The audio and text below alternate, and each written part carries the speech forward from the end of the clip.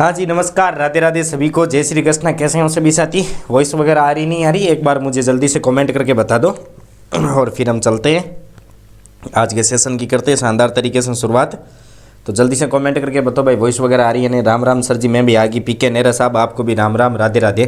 कैसे हो सभी साथी? पहले तो कमेंट करके बता दो और उसके बाद हम स्टार्ट करते हैं आज हमारे सेशन को। मैं भी एक दो को शेयर कर देता हूँ, आप भी शेयर कर दो। देखो, ये सुपरफास्ट क्लास है। आज की क्लास के अंतर्गत है हम लोग ओनली फॉर थोड़ा सा कैसे समझ लो, नॉर्मल सा के मतलब जानकारी लेंगे, थोड़ी सी सुपरफास्ट पढ़ेंगे, क्योंकि आज ये है ना, क्या बोलते हैं इसको, दीपावली की नहीं है, दिल्ली पुलिस का एग्ज़ाम चल रहा है, ठीक है। तो उसके संदर्भ में हम लोग क्या कि थोड़ा सा सुपरफास्ट तरीके से चलेंगे क्लास के। हाँ, आवाज़ तो एकदम ओके आ रही है। तो देखो, हाँ जी बिल्कुल आ रही है सर, आ रही है। तो स्टार्ट करें। देखो, सबसे पहले आज क्या है कि ये जो हमारी क्लास है ना, वो एक रिवीजन की तरह रहेगी। जो मतलब एक जगह टिक के बैठ नहीं सकते ना, केवल उनके लिए, जो एक जगह टिक के नहीं बैठ सकते ना, उनके लिए कि वो टिक करके बैठ ले और क्लास देख ले, ठीक है। कुछ बातें जो आपको नोटिस करवाने वो मैं करवाता रहूँगा, और बाकी विधित रूप से हम 2 4 5 दिन के अंदर है वो विधित रूप से हमारा शेड्यूल स्टार्ट कर देंगे, जहाँ इंडिया जी के, राजस्थान जी के आपका चलता रहेगा। राजस्थान जी के अंदर आर्ट और कल्चर आपकी चल रही है, तो करें क्लास स्टार्ट? बोल तो सभी साथी डन। चलो गुरुजी आगे आ जाओ। आगे गुरुजी तो आगे आ रही है, थे आ जाओ फटाफट। देखो, पीडीएफ नोट्स हैं, टेलीग्राम ज्वाइन कर सको, और टेलीग्राम था नहीं मिले तो थे मैंने मैसेज कर सको व्हाट्सएप पर, और व्हाट्सएप ग्रुप है बी के मान थे आराम आ सको थाने अबाउट के सेशन के मान जा परा, और आराम से थे माँ का है व्हाट्सएप नंबर दे है, वहाँ पर कॉल कर सको, इंस्टाग्राम आईडी दे बी पर भी कॉल कर सको। हाँ, राम राम गुरुजी जी, बिल्कुल राम राम। पीके नेहरा साहब राम राम। पीके जी, आपका और हमारा संबंध तो बहुत पुराना है ना, आप ही बोलते थे सर अलग कर लो, अब सर ने अलग कर लिया। देखो, भारत छोड़ो आंदोलन, देखो आज आपने आधुनिक हिस्ट्री पढ़ी है, पढ़ी नहीं पढ़ी है? हम थोड़ी सी रूपरेखा को पहले जान लेते हैं कि सर हम यहाँ क्यों पहुंचे। आप सभी को पता होना चाहिए 1600 के अंदर कंपनी आई थी भारत के अंदर, आई थी नहीं आई थी? मैं आपको थोड़ी सी रूपरेखा लेना चाहता हूँ। 1600 के अंदर ये कंपनी आई थी, कौन सी? British East India company, BEIC। और BEIC ने सन 1757 के अंदर प्लासी पर युद्ध किया था नहीं किया था? सन 1757। उसके बाद सन 1765 के अंदर एक संधि हुई थी जिसको हम कहते हैं इलाहाबाद की संधि, और इसी इलाहाबाद की संधि को भारतीय दास्तां की कहानी की प्रथम संधि भी कहा जाता है। यानी भारत ने जो गुलामी प्रारंभ की थी वो इसी संधि की वजह से की थी। नंबर 1 बात। उसके बाद देखो, हमने इस कंपनी को हटाने के लिए, ठीक है ना, सन 1857 के अंदर एक विद्रोह किया था नहीं किया था? जिसको हम क्या कहते हैं? 1857 की क्रांति। 1857 की क्रांति। इस 1857 की क्रांति के बाद राजनीतिक अधिकार BEIC से, यानी ब्रिटिश ईस्ट इंडिया कंपनी से हमने छीन लिया गया था, और अब आ गई थी ब्रिटिश गवर्नमेंट। बीजी साहब आ गए थे, ब्रिटिश गवर्नमेंट, जिसको ब्रिटिश पार्लियामेंट भी कहा जाता है, BP भी कहा जाता है, तो ध्यान में रख लेना, जिसको ब्रिटिश सरकार भी कहा जाता है। तो कहने का मतलब है गुरुजी, ये 100 साल कंपनी के थे, और उसके बाद आ गई थी ब्रिटिश गवर्नमेंट। अब आप कौन याद करे क्लास के टाइम, कौन याद करे हैं सर? अपने ग्रुप में दे दो। अब देखो पीके साहब, ये सब चीजें मुझे आती नहीं है। अरे जग कहीं सामू करो सब में। आवे ही चकी रे ढोला। तो कहने का मतलब है सर, 1857 से लेकर के सन 1757 से लेकर के 1857 तक राज था किसका? ब्रिटिश ईस्ट इंडिया कंपनी का। और 1857 के बाद राज हो गया था किसका? ब्रिटिश गवर्नमेंट का। अब देखो, ये ब्रिटिश गवर्नमेंट क्या करती थी? हम पर अत्याचार करती थी, और हमने बहुत सारे आंदोलन स्टार्ट हो गए थे। फिर आपको पता होना चाहिए 1915 के अंदर महात्मा गांधी भारत आए थे, ठीक है ना? 2015 में नहीं आए थे, 1915 में आए थे। 1915 के अंदर महात्मा गांधी आई, फिर हमने आंदोलन वगैरह स्टार्ट कर दिए थे, और ऐसे ऐसे करके हमारी बात आ गई थी भारत छोड़ो आंदोलन पर। आज हम जो चर्चा करेंगे वो करेंगे भारत छोड़ो आंदोलन के बाद, कि सर भारत छोड़ो आंदोलन के बाद भारत की क्या स्थिति रही है, हमने संघर्ष। हाँ मैडम जी याद करे, मैडम जी को नहीं करे, तने कौन नहीं था टाबर है वो। देखो भारत छोड़ो आंदोलन के कारण क्या थे? सविनय अवज्ञा आंदोलन को छोड़े हुए लंबा समय हो गया था, शायद आपको पता होना चाहिए। भारत छोड़ो आंदोलन से पहले सविनय अवज्ञा आंदोलन चल रहा था, उसके बाद एक कांग्रेस थोड़े दिन मौन हो गई थी और नहीं हो गई थी, और लोगों ने कहा था ऐसा करो, महात्मा गांधी बोल रहे थे अहिंसा का रास्ता अपनाओ, फलाना करो, ढिंकाना करो। फिर एक दो जो हमारी तरह उग्रवादी थे उन्होंने कहा कुछ नहीं करना, सीधा भारत ही छोड़ो, और गांधी जी ने मोहर लगाती थी कौन सी? भारत छोड़ो आंदोलन पर। तो और ये जो आपके सविनय अवज्ञा आंदोलन है वो ठंडा पड़ चुका था, बहुत टाइम हो गया था। तो गांधी जी के जो संघर्ष का जो विराम है, जो संघर्ष की रणनीति है, उसके तहत एक नए आंदोलन का जो आविष्कार हुआ था वो हुआ था कौन सा? भारत छोड़ो आंदोलन का। शायद आपको पता होना चाहिए गांधी जी ने बहुत सारे आंदोलन किए थे। 1915 से लेकर के गांधी जी ने आंदोलन स्टार्ट कर दिए थे, शायद आपको पता होना चाहिए, जैसे वो भारत के अंदर आए थे तो आंदोलन थोड़ा विराम पड़ गया था। हाँ जी बिल्कुल, रौनक खटाना जी, जीजू आई एम कमिंग, आ जा था को भी स्वागत है रौनक जी, मतलब ई टेमटा भी ठीक है जी, ना। कल्पना कोमावे जी पानी पी लो, कोई याद नहीं करे सर जी। अंजू जी 1920, हाँ बिल्कुल सविनय अवज्ञा 1920 है, एकदम सही बात है। तो अब क्या है, अरे 1920 घटे सविनय अवज्ञा आंदोलन, यहाँ कहीं करो थे, याद के चक्कर के मान थे भी मान बुला रही हो। तो इस प्रकार से ये एक विराम जो आंदोलन था, इसी आंदोलन के कारण और अंग्रेजों के बार बार प्रताड़ित करने के कारण एक नए आंदोलन ने जन्म लिया था, वो था भारत छोड़ो। अब एक ही बात थी, या तो करेंगे या फिर मरेंगे। आगे देखो, भारतीय अगस्त प्रस्ताव तथा क्रिप्स मिशन से संतुष्ट नहीं थे। अब देखो ये भी बात आनी चाहिए, शायद आपको पता होना चाहिए 1940 के अंदर अगस्त प्रस्ताव आया था, हमने इसको भी ठुकरा दिया था। क्यों आया था अगस्त प्रस्ताव? अगस्त प्रस्ताव आया था हमारी संविधान सभा का निर्माण करने के लिए। किसका निर्माण करने के लिए? संविधान सभा का निर्माण करने के लिए, हमने ठुकरा दिया था। अब क्यों ठुकराया था ये जानना है तो आप मेरी पॉलिटी की क्लास देख लेना, ठीक है ना, ताकि आपको पता चल जाएगा। और जो क्रिप्स मिशन आया था हमने इसको भी ठुकरा दिया ना भाई साहब, हमें दोनों भी नहीं चाहिए। व्यक्तिगत सत्याग्रह आंदोलन के कारण भारतीयों ने राजनीतिक चेतना का विकास हुआ था। देखो टाबरू, यहां से एक बात आप ध्यान में रख लेना।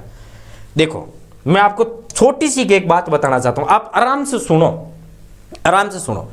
1935 के अंदर हमें एक आजादी दी गई थी, शायद आपको पता होना चाहिए। 1935 का जिसे हम कहते हैं भारत शासन अधिनियम, क्या कहते हैं? भारत शासन अधिनियम, शायद आपको पता होना चाहिए। देखो पता है हम लोगों की सबसे बड़ी बात क्या थी? हमारे पास राजनीतिक चेतना नहीं थी। कौन सी नहीं थी? राजनीतिक चेतना, ठीक है।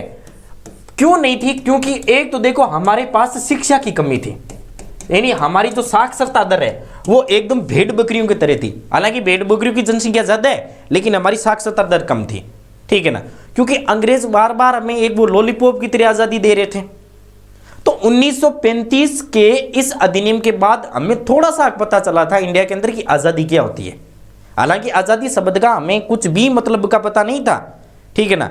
उसके बाद देखो 2-3 बातें ध्यान रखना। जब व्यक्तिगत सत्याग्रह हुआ था ना, तब लोगों के अंदर थोड़ी सी भावना जागी थी कि हाँ यार एक्चुअली के अंदर क्या होती है आजादी, या फिर जो व्यक्तिगत सत्याग्रह आंदोलन है उनके अंदर आजादी शब्द का इनको थोड़ा सा पता चला था। हमारी जो सबसे बड़ी कमी रहती है वो कौन सी है पता है? वो सबसे बड़ी कमी थी कि हमारी साक्षरता दर कमजोर थी, शिक्षा नहीं थी हमारे पास, क्योंकि हम एक दूसरे से लड़ रहे थे। एक दूसरे से कैसे लड़ रहे थे? आप 1915 के बाद देखो भारत को हमने वर्ग बांट दिए थे। गांधी जी एक तरफ, जवाहर जी एक तरफ, भीमराव डॉक्टर अम्बेडकर जी एक तरफ, और बीच में जो मेरी तरह शेठ थे, ठीक है ना, वो भी एक तरफ, यानी 4-5 भागों में डिवाइड हो रखा था। अब कोई तो मंत्र पढ़ रहा था, ओम स्वास्थ्य ने निंद्रो स्वास्थ्य ने पुका स्वास्थ्य ने विश्वादास्तु, कोई वर्ण व्यवस्था की पुस्तकें जला रहा था, कोई डांडाई यात्रा निकाल रहा था, ठीक है ना, और कोई करो मरो को नारा लगा रहा था। कहने का मतलब है हम लोग एक थाली में नहीं थे, अलग अलग थे। लेकिन सविनय अवज्ञा आंदोलन के बाद वो भारतीय राजनीतिक चेतना का विकास हुआ था कि हाँ भाई भारत के अंदर आजाद होना चाहिए व्यक्ति। उसके बाद देखो दूसरे विश्व युद्ध के कारण देश की जो परिस्थिति है वो असामान्य थी तथा भारतीयों में अंग्रेजों के खिलाफ असंतोष था। यहां से थोड़ी सी बातें आप जानने की कोशिश करो। देखो ये जो सेकेंड वर्ल्ड वॉर है ना, 1945 की यदि हम बात करें उसके आसपास की, अंजू के बोला है सच्ची क्लास को शेयर करो। हाँ बिल्कुल सभी गुरु टॉप चला है दुनिया का दूर। देखो मेरे ख्याल से मुझे आप यदि ऐसे आए ना तो मैं 9 बजे परमानेंट क्लास लूंगा, ठीक है। चलो देखो यहां देखो कि दूसरे विश्व युद्ध के कारण देखो जब सेकेंड वर्ल्ड वॉर हुआ था ना, उस समय ये भारत वालों ने बहुत शानदार तरीके से काम करना स्टार्ट किया था। कैसे स्टार्ट किया था मैं आपको एक छोटी सी कहानी बताता हूं, आप थोड़ी सी सुनने की कोशिश करो इस कहानी को। देखो, सेकेंड वर्ल्ड वॉर के अंदर बीजी साहब यानी जो ब्रिटिश गवर्नमेंट है वो तो विश्व युद्ध के अंदर बीजी थी, ठीक है ना। और इधर जो मेरी तरह 2-3 जो उन्होंने कठपुतली खड़ी कर रखी थी वो नॉर्मल थे। कैसे नॉर्मल थे कि भाई जो गवर्नर जनरल वगैरह है, ठीक है ना, जो एजीजी वगैरह वो एकदम नॉर्मल थे, उनको इतना ज्ञान नहीं था, ठीक है ना।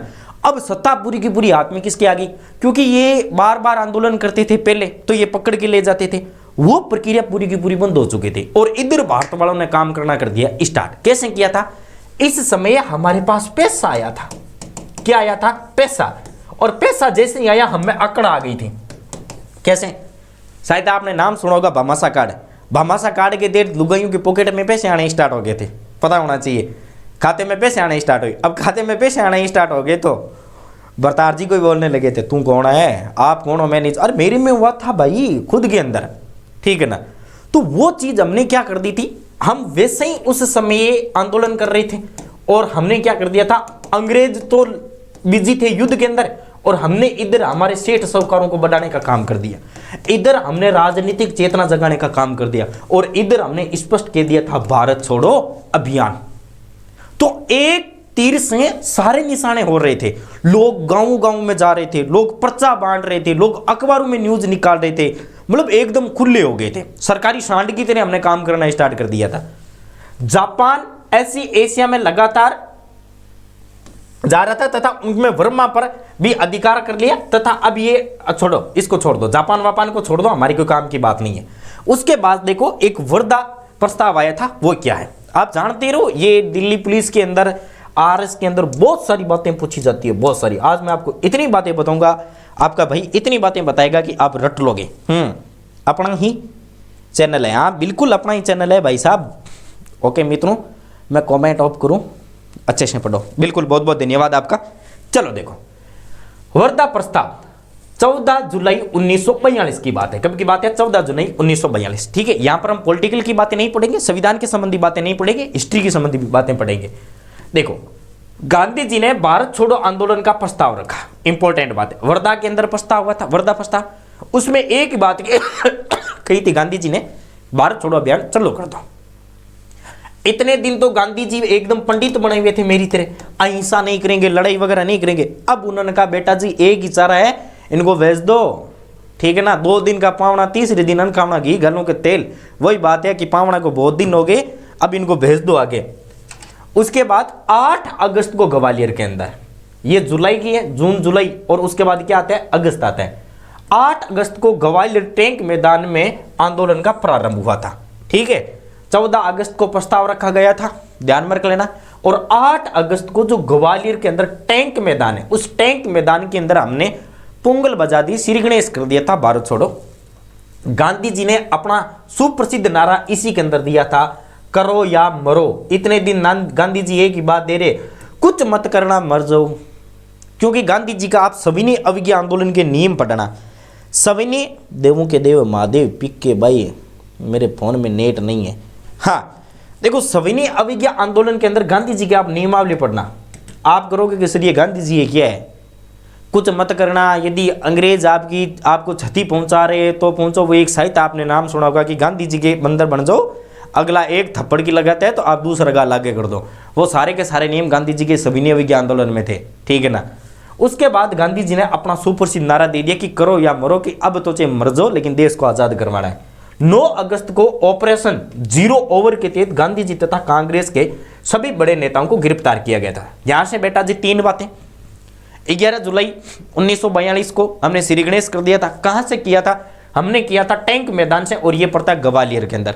उसके बाद जुलाई के बाद आता है अगस्त, तो 8 अगस्त 1942 को, ठीक है ना, हमने स्टार्ट कर दिया था। और इसी समय गांधी जी ने अपना नारा दिया था, करो या मरो। 8 अगस्त के बाद अगले ही दिन जैसे ही अंग्रेज गवर्नमेंट को पता चला, ब्रिटिश गवर्नमेंट ने कहा कि पानीसर से ऊपर ना जाइए, इससे पहले मेड़ बना दो। और मेड़ इनकी मजबूत करने वाले कौन थे, गांधी जी थे, और प्लस के अंदर कांग्रेस के कुछ नेता थे, ठीक है ना। तो इन्होंने क्या कर दिया था, 9 अगस्त को गांधी जी को और गांधी जी के जितने भी साथी थे उन सबको कर लिया था गिरफ्तार। तो 3 डेटें आपको पता होनी चाहिए, 14 जुलाई 1942, उसके बाद 8 अगस्त 1942 और उसके बाद 9 अगस्त 1942। तीनों के तीनों फैक्ट आपको मिलान में पूछे जाएंगे कि वर्धा प्रस्ताव के बाद जो आंदोलन स्टार्ट किया गया था उसमें कौन सी घटना कब घटी थी, तो यहां से आप थोड़ी सी बातें याद कर लेना।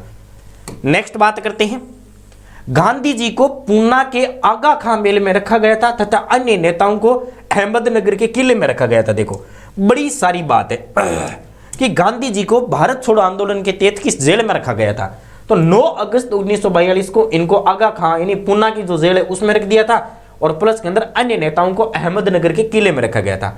कांग्रेस की दूसरी पंक्ति के नेताओं के द्वारा आंदोलन चलाया गया था, यह ध्यान में रख लेना। अब बाकी जो बच्चे थे उन्होंने वो जो कांग्रेस के नेता थे उन्होंने आंदोलन को स्टार्ट कर दिया था कि भाई साहब गांधी जी चले गए तो क्या हुआ, हम लोग तो आंदोलन करेंगे, और उन्होंने पुंगल बजानी स्टार्ट कर दी थी। हाँ पीछे बहुत है, काई के वह है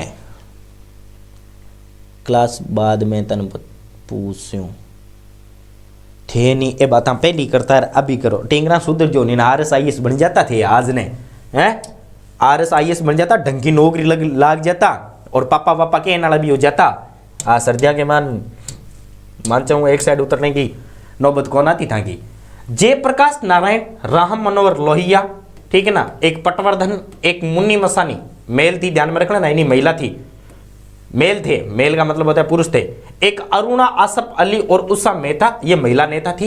ये महिला नेता आपको पूछा जाता है, लेकिन यहां पर आपको 2-3 बातें ध्यान में रख लेना। एक तो जयप्रकाश नारायण का आपको पूछा जाएगा, एक राम मनोहर लोहिया ने लोहा लिया था, एक मीनू मसानी थे, एक अरुणा आसफ अली, एक उषा मेहता, इन्होंने भारत छोड़ो आंदोलन को आगे चलाया था। उषा मेहता ने बॉम्बे के अंदर भूमिगत रेडियो स्टेशन स्थापित कर दिया था। ये इनकी कार्यविधि जो अक्सर पूछी जाती है कि किसने क्या काम किया था। हाँ यस सर जी बिल्कुल, मैं एकदम सच बताऊं था ना, एकदम पढ़ लेता नहीं तो आज सर्दियां के मान है रजाई को नोड नहीं पड़ती। देखो उषा मेहता ने क्या कर दिया था, उषा मेहता ने कहा कि भाई साहब अपन तो रेडियो बजाएंगे, ठीक है, किटेशन टेशन रेडियो क्या बोलते हैं उसको, किटेशन टेशन रेडियो बजाई दो जा हमारा बंसा आवे दारू पिलाई दो सा, ऐसा कुछ आता है नहीं आता है के को नहीं भैया। तो उषा ने कहा कि अपन तो रेडियो बजाएंगे और रेडियो का प्रसारण करेंगे बॉम्बे से, लेकिन बाहर से करेंगे तो देख लेंगे, चोर देख लेंगे, और चोरों से बचना है तो भूमि में जाना पड़ेगा, अंडरग्राउंड होना पड़ेगा। तो इन्होंने क्या कर दिया था, अंडरग्राउंड एक मतलब भूमिगत रेडियो स्टेशन कर दिया था। राम मनोहर लोहिया यहां से संबोधित करते थे। अब उषा ने कहा भाई साहब फर्नीचर लगा करके मैंने स्थापित कर दिया, लेकिन मेरे पास भाषण देने वाला नहीं है। राम मनोहर लोहिया ने कहा कि इसका लोहा तो मैं लूंगा, गांधी जी का लोहा तो मैं लूंगा, और राम मनोहर लोहिया ने वहां से भाषण देना स्टार्ट कर दिया था। उषा ने रेडियो स्टेशन खोला, राम मनोहर लोहिया ने वहां से भाषण देना स्टार्ट कर दिया था। अब रेडियो के द्वारा प्रसारण होने लग गया था कि भाई गांधी जी को उसमें रख दिया, फलाने नेता को उसमें रखा गया, अब हमारा कर्तव्य है। मतलब एक श्रीमद् भागवत कथा पढ़ना आप, श्रीमद् भागवत कथा के अंदर लिखा हुआ है कि यदि आप पर कोई अत्याचार करता है तो आप तुरंत हथियार उठा लो। राम मनोहर लोहिया ने गया, सारे 30 करोड़ हिंदुस्तानी तैयार हो जाओ, और 30 करोड़ हिंदुस्तानी अपने दोनों हाथों के अंदर हथियार रख लो, 60 करोड़ हो जाएंगे और हम अंग्रेजों को बाहर निकाल देंगे। तो इन्होंने लोहा लेने का काम स्टार्ट कर दिया। कुछ बातें आप नोटिस करते चलो, देश के कई स्थानों पर समांतर सरकारों की स्थापना हुई। लोगों ने कहा कि अब अंग्रेजी सरकार नहीं चलेगी, अब हमारी सरकार चलेगी, और लोगों ने झुटमुटेली सरकारें स्थापित कर दी थी। जैसे बलिया यूपी की यदि बात करते तो चतुर पांडे ने प्रथम समांतर सरकार की स्थापना कर दी थी। पांडे साहब ने कहा नहीं जी, अब पांडा कटेगा, यूपी का ही तो है। पांडे जी कहाँ के प्रसिद्ध है, यूपी के। तो पांडे जी ने सॉरी दी क्या लिखा हुआ है, फूंकिया दुनिया गुरु मन बोलना पड़े हैं, नहीं तो मैं जिनको लाया हूं वो भाग जाएंगे। अरे कोई बात को नहीं फिक्के भाई, बोल, you are my heart Breach, ठीक है ना, आप चुप मत रहो, आप ये सुन लीजिए, आप हमारी हार्ट ब्रीट हो, ऐसे मत करो। तो बलिया यूपी के अंदर पहली सरकार, ठीक है ना, चित्तू पांडे जी ने स्टार्ट कर दी थी। पांडे जी का काम था, पांडे जी ने कहा सब समांतर है, सब समांतर से रेडी का अनुपात लगा लो, और इन्होंने क्या कर दिया था, प्रथम समांतर सरकार स्थापित कर दी थी। MS से सतारा कहां पर पड़ता है, शायद आपको पता नहीं, महाराष्ट्र की रियासत थी, चपेट में आई थी लॉर्ड डलहौजी के काल में। कमेंट करके बताओ लॉर्ड डलहौजी के काल में सतारा को किस प्रकार से सताया गया था, याद होना चाहिए आपको। सतारा के अंदर थे BV चावण और नानाजी पाटिल। नानाजी पाटिल ने कहा नहीं जी अपन भी एक सरकार खड़ी करेंगे, और नानाजी पाटिल ने सरकार खड़ी की थी, सार्वधिक समय तक चलने वाली ये समांतर सरकार थी। देखो मजे की बात, देखो सब समांतर सरकार है। कौन सी सरकार है, समांतर सरकार। तो बलिया के अंदर प्रथम समांतर सरकार का यूपी के अंदर किया गया था। बलिया के अंदर किसने किया था? पांडे जी ने। और सतारा के अंदर जो सरकार चली थी वो सबसे लॉन्ग टाइम चली थी। उसके बाद बंगाल के अंदर तमलुक बंगाल के अंदर सतीश सामंत और मंतगिनी हजरा और प्लस के अंदर इन्होंने क्या कर दिया था? जातीय सरकार का गठन किया था। यह पूछा गया था कि जातीय सरकार किसका भाग है? साथियों, जातीय सरकार आपके समांतर सरकार का ही भाग थी, ठीक है ना। इन्होंने विद्युत वाहिनी से सेना का गठन किया था। किसने किया था? विद्युत वाहिनी से सेना का गठन किया था। तो ये आपके प्रमुख 3 एग्जाम्पल है जो समांतर सरकार के पूछे जाते हैं, ठीक है, ध्यान में रख लेना। आगे चले। सरकारी इमारतों पर भारतीय झंडा फहराया गया। हमने क्या कहा था कि आपने सुना होगा शायद, हमारे यहाँ इंडिया के अंदर जब हम या तो किसी से ब्रेकअप करते नहीं है, राइट गुरु, बिल्कुल, या तो किसी से ब्रेकअप करते नहीं, और जब करते हैं तो अगले की पूंगी बजा करके छोड़ते हैं। क्योंकि कालबेलिया जनजाति राजस्थान के अंदर निवास करती है, उदयपुर के अंदर, तो पूंगी बजाने का काम तो भारत का है ही सबसे पहले। या तो हम अगले से दुश्मनी करते नहीं, जब करते हैं तो अगले को दुश्मनी भी दिखाते, प्यार भी दिखाते, दोस्ती दिखाते। अब अंग्रेजों ने जो जो प्रतिबंध लगाया था हमने वही काम करना स्टार्ट कर दिया था।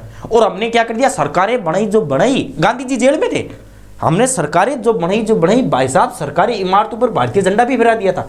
आओ कभी हवेली पे।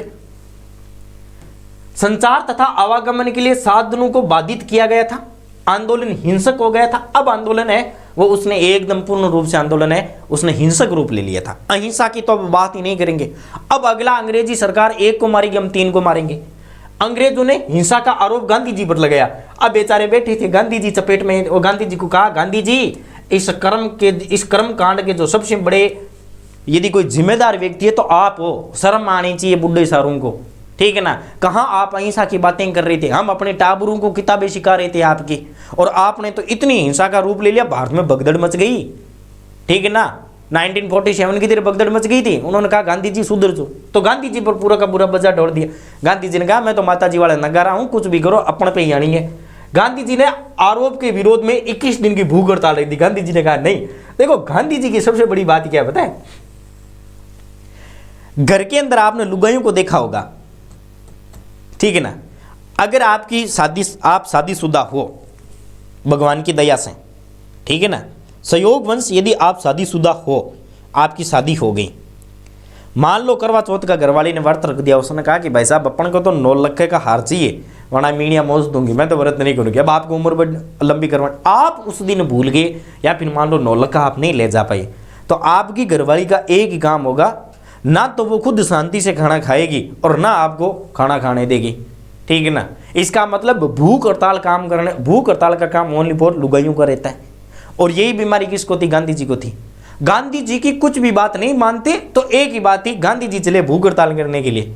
लेकिन गांधी जी ने जिंदगी के अंदर पहला काम एकदम सही किया था कि गांधी जी ने सबसे पहले भारत छोड़ो आंदोलन के अंदर एकमात्र भूख हड़ताल ऐसी है जो देश को आजाद करवाने के लिए की थी। बाकी माई के लाल बंदे ने कितनी भूख हड़तालें कर ली, ठीक है ना, लोगों ने डॉक्टर बुला लिए विदेश से गांधी जी को चेक करवाने के लिए, लेकिन वो अपनी मांगे मनवाने के लिए। भारत छोड़ो आंदोलन के अंदर कहने का मतलब है देश को आजाद कराने के लिए यदि गांधी जी ने सबसे पहले कहीं पर भूख हड़ताल की थी तो वो कब की थी? भारत छोड़ो आंदोलन के अंदर। गांधी जी ने गांधी जी ने कहा नहीं जी अपना का तो काम ही नहीं है, आप हम पर झूठे ही बजा लगा रहे हो।